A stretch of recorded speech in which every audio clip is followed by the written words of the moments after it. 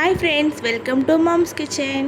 ఈ మామిడికాయ సీజన్లో కొబ్బరితో మామిడికాయ పచ్చడిని టేస్టీగా ఎలా తయారు చేసుకోవాలో చూద్దాం.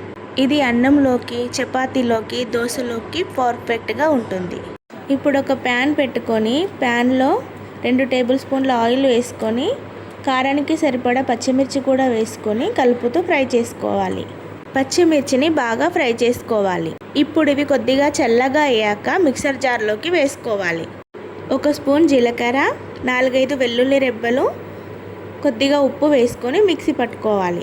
ఇందులోనే ముందుగా కట్ చేసి పెట్టుకున్న పచ్చి కొబ్బరి ముక్కలు కూడా వేసుకొని మిక్సీ పట్టుకోవాలి. ఇప్పుడు ఇందులోకి కడిగి ముక్కలుగా పెట్టుకున్న మామిడికాయ ముక్కలు కూడా వేసుకొని మిక్సీ పట్టుకోవాలి. ఈ మామిడికాయ సీజన్లో మీరు కూడా ఇలాంటి వెరైటీ పచ్చళ్ళు చేసుకొని ఎంజాయ్ చేయండి.